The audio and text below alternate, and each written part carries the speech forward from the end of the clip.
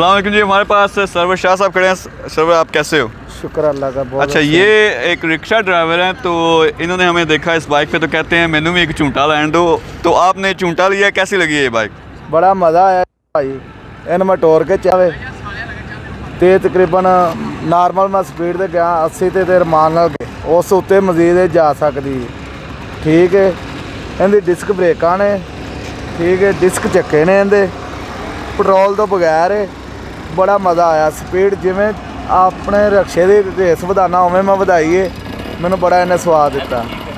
तो लुक के बारे में क्या ख्याल है आपके? लोकें दी माशाल्लाह बड़ी अच्छी है जी, बड़ी सोहनी लग रही है। इस टाइम चलाया भी बड़ी लोके जी, कोई आवाज़ नहीं, कोई गल नहीं, कोई बात नहीं, कोई परेशानी नहीं, कोई धुआं नहीं, बिल्कुल, तो कोई पोल्यूशन नहीं। मेरा तो इहदे ते दिल आ गया। तो लेकिन हुण चलो कोशिश करने लैने इनू।